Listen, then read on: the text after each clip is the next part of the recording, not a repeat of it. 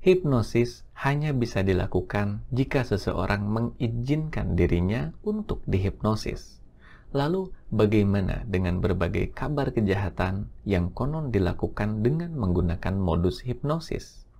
Mari kita kupas di episode kali ini.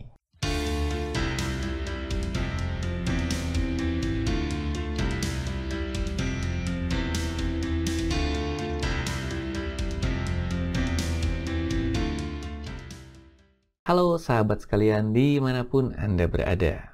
Kembali di playlist Kupas Hipnoterapi di YouTube channel Alguskan Nalendra. Episode ke-9 kali ini menjadi episode yang menutup dulu bahasan mendasar tentang konsep hipnosis dan hipnoterapi. Sebagaimana tujuan dari playlist ini adalah menghadirkan bahasan tentang hipnosis dan hipnoterapi secara teknis, mendetail, dan terstruktur, maka kita membagi kedalaman pembahasan di playlist ini menjadi beberapa level kedalaman. Hipnosis dan hipnoterapi adalah keilmuan yang kompleks. Jika kita langsung mengurai keilmuan yang kompleks ini dalam satu kali bahasan, maka hal ini hanya akan menimbulkan kebingungan di kalangan para pembelajarnya. Itulah kenapa di 9 episode awal yang mengisi playlist ini, kita masih membicarakan fenomena hipnosis dan hipnoterapi ini di skala kedalaman yang paling awal. Hal ini bertujuan untuk membentuk konsep pemahaman yang paling mendasar tentang hipnosis dan hipnoterapi ini. Harapannya, dengan konsep yang paling mendasar inilah nantinya Anda bisa meneruskan pembelajaran ini ke level kedalaman berikutnya dengan lebih mudah. Di berbagai episode sebelumnya, kita sudah membahas tentang berbagai pemahaman dasar tentang hipnosis dan hipnoterapi sebelum kita tiba di episode 8 kemarin yang mengurai tentang miskonsepsi atau anggapan yang salah tentang hipnosis dan hipnoterapi. Di episode 8 kemarin juga, kita membahas salah satu miskonsepsi paling umum dalam hipnosis dan hipnoterapi, yaitu bahwa hipnosis bisa dilakukan pada siapapun. Di episode 8 kemarin sudah kita bahas bahwa hipnosis tidak bisa dilakukan begitu saja.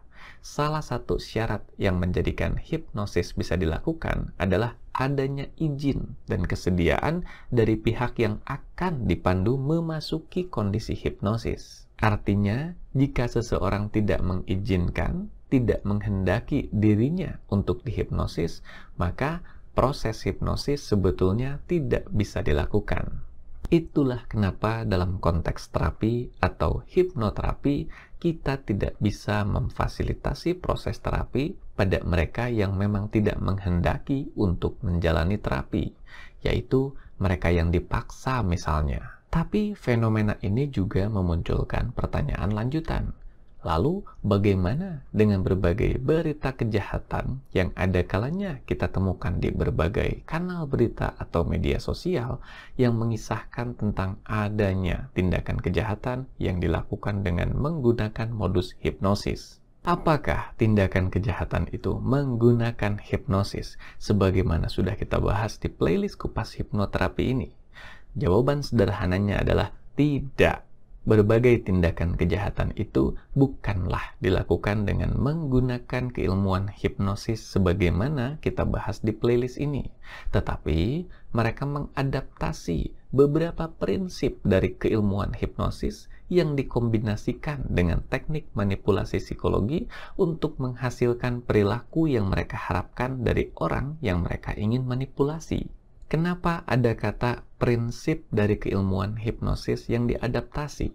Hal itu maksudnya, dalam keilmuan hipnosis kita membahas tentang apa saja yang menjadikan seseorang bisa kemudian berpindah level kesadaran ke pikiran bawah sadar.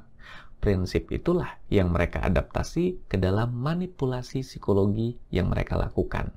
Artinya, dengan melakukan serangkaian trik manipulasi psikologi pada korbannya, mereka mengamati kapan korbannya ini mulai berpindah level kesadaran ke pikiran bawah sadar sehingga mereka bisa memberikan lebih banyak sugesti atau dorongan agar korbannya ini melakukan hal-hal yang mereka minta. Karena para korban ini sedang berada di level kesadaran pikiran bawah sadar yang lebih reseptif untuk menerima sugesti, maka pikiran sadar mereka sedang dalam kondisi terbatas untuk mengkritisi berbagai arahan yang mereka terima. Hal ini yang menjadikan mereka seolah-olah dikendalikan oleh orang yang sedang menipu mereka ini. Apa saja jenis-jenis manipulasi psikologi yang seringkali dilakukan dalam modus kejahatan berkedok hipnosis ini? Mari kita mulai mengupasnya.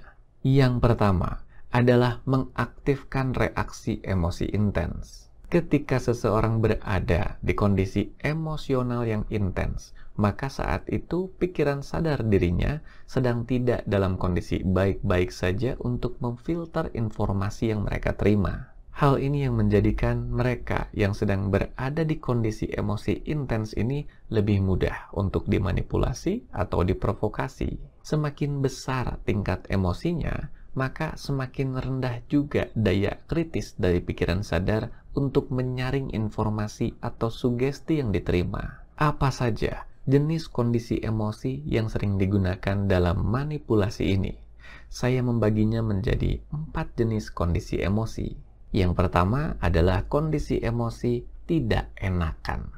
Hal ini biasanya dilakukan dalam modus manipulasi di mana seseorang bersikap sangat ramah. Sedemikian ramah sampai orang yang mendapatkan perlakuan ramah ini tidak enak untuk kemudian menolak permintaan dari si orang yang sudah sedemikian ramah ini. Rasa tidak enak inilah yang menjadikan mereka lebih mudah dan lebih cepat mengikuti apa-apa yang diarahkan atau diminta oleh sosok yang sedang memanipulasi mereka. Yang kedua, yaitu kondisi emosi sedih.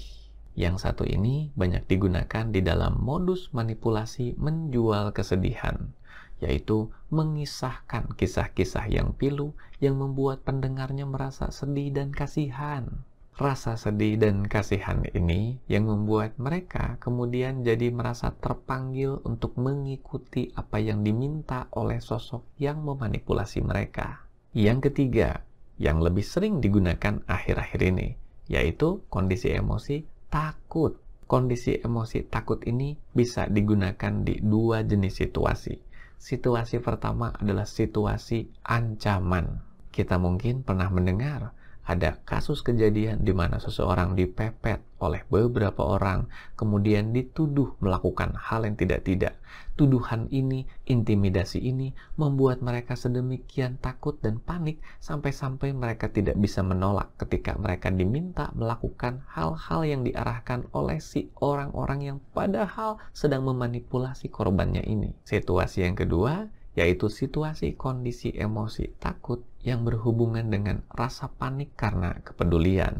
Misalnya, kita mendapatkan kabar bahwa keluarga yang kita pedulikan masuk rumah sakit misalnya, atau ditahan oleh aparat misalnya, atau berbagai kisah lain, di mana ketika kita menerima kabar itu, kita terkejut dan takut sesuatu yang buruk terjadi pada orang yang kita pedulikan. Kondisi panik ini menjadikan kita kemudian mudah mengikuti apa yang sedang diarahkan oleh si pemberi sugesti yang sedang berkepentingan untuk memanipulasi kita. Kondisi emosi yang keempat, yaitu kondisi emosi senang.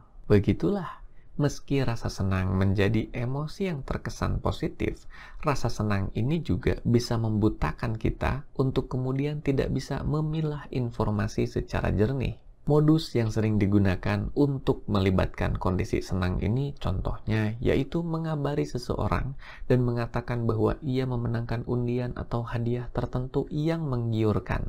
Hal ini untuk membuat sang korban merasa senang dan tidak bisa berpikir jernih. Rasa senang ini yang kemudian dimanfaatkan untuk mengarahkan sang korban untuk kemudian mentransfer besaran biaya tertentu agar apa yang menjadi hadiah itu bisa dicairkan untuknya. Seberapa familiar Anda dengan berbagai kisah di keseharian kita yang melibatkan 4 kondisi emosi itu? Ingat, semakin tinggi kondisi emosinya, maka semakin rendah kemampuan kritis seseorang untuk bisa menyaring informasi. Itulah dia kurang lebih gambaran tentang modus manipulasi yang pertama, yaitu mengaktifkan reaksi emosi. Kali ini, mari kita lanjutkan ke modus manipulasi yang kedua, yang saya sebut sebagai overloading informasi. Modus manipulasi yang kedua ini merupakan lanjutan dari modus manipulasi pertama, yaitu mengaktifkan reaksi emosi.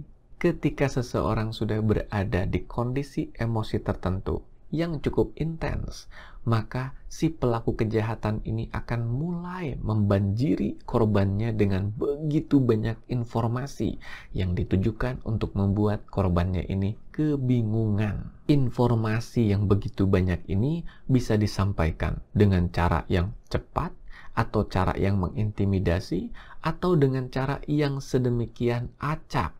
Ada kalanya bahkan melibatkan lebih dari 1 atau 2 orang sampai bisa berupa kawanan. Emosi sedang intens, daya kritis untuk menyaring informasi sedang berkurang, dan sekarang ada begitu banyak informasi yang membanjiri seseorang.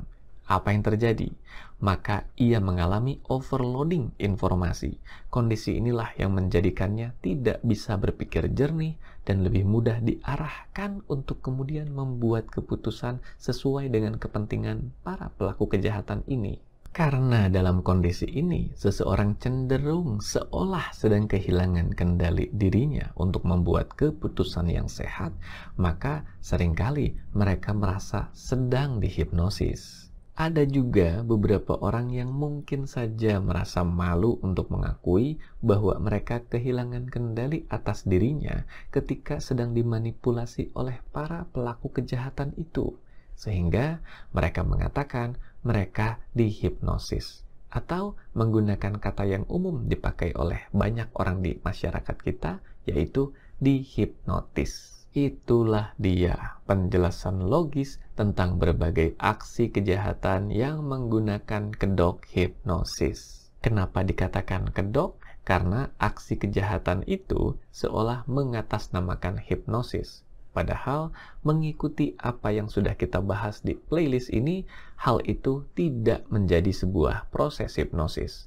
Tetapi tetap saja ada prinsip dari keilmuan hipnosis yang mereka adaptasi.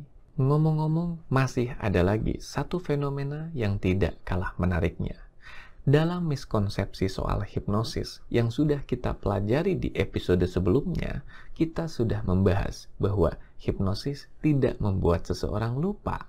Artinya, seseorang yang sedang berada di kondisi hipnosis tetap menyadari dan mampu mengingat apa yang mereka alami sepanjang jalannya proses hipnosis. Lalu, bagaimana dengan kisah yang dialami oleh beberapa orang yang konon ketika mereka mengalami aksi kejahatan berkedok hipnosis, mereka seolah kehilangan ingatannya, kehilangan kendali atas kesadarannya.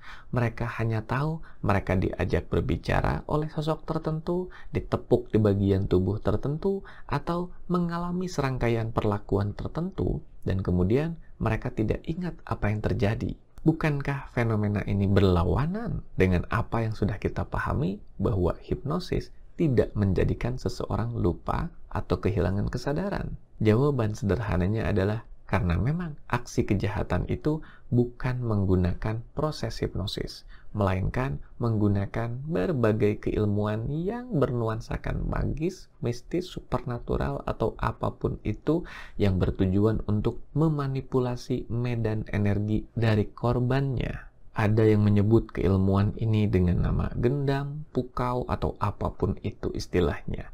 Tetapi mekanisme yang sama berlaku untuk berbagai pelaksanaan dari keilmuan ini, yaitu adanya manipulasi medan energi pada korban yang sedang ingin dipengaruhi oleh para pelaku kejahatan. Entah itu dengan menggunakan tepukan, sentuhan, asap rokok, atau perlakuan apapun itu, para pelaku kejahatan ini sedang memanipulasi medan energi dari korbannya sehingga tingkat kesadaran mereka turun dan mereka kehilangan kendali atas dirinya. Kacaunya medan energi dalam diri mereka juga yang menjadikan mereka kehilangan kendali atas dirinya, kehilangan kesadarannya, dan seringkali tidak mampu mengingat yang terjadi. Berbagai keilmuan magis dan mistis itulah yang konon pembelajarannya melibatkan ritual-ritual tertentu. Hal itu tidak kita pelajari dalam keilmuan hipnosis. Ketika mempelajari keilmuan hipnosis, kita belajar tentang kesadaran, kesehatan, psikologi, gelombang otak, dan berbagai fenomena neuroscience lainnya.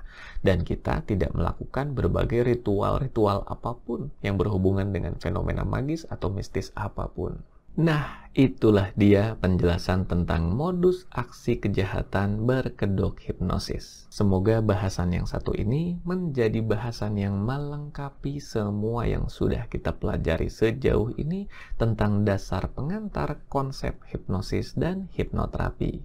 Mulai dari episode 10 dan seterusnya, bahasan kita akan memasuki kedalaman yang berbeda. Bahasan kita akan meninjau kembali berbagai bahasan yang sudah pernah kita ulas, tetapi kali ini mengurainya di kedalaman yang berbeda, yang lebih mendetail, sebelum kemudian berlanjut ke pemahaman-pemahaman lain yang lebih mendetail dan lebih kompleks secara bertahap. Untuk itu, jika Anda termasuk yang mengikuti playlist ini dari awal, ada baiknya untuk meninjau ulang berbagai bahasan di playlist ini dari awal sampai ke episode terakhir ini agar Anda mendapatkan gambaran yang lebih utuh dan menyeluruh secara mendasar. Jika Anda bukan kebetulan mendapatkan video ini dari rekomendasi YouTube atau Anda kemudian singgah di playlist ini bukan dari urutan video paling awal, maka saya juga mengundang Anda untuk menyimak berbagai isi di playlist ini sejak awal sampai kemudian ke episode kali ini dan mengikuti YouTube channel ini, Alguskan Nalendra, sambil juga mengaktifkan lonceng notifikasi sehingga Anda bisa terus mendapatkan informasi ketika nanti berbagai konten terbaru diunggah di YouTube channel ini. Sampai jumpa di episode-episode berikutnya.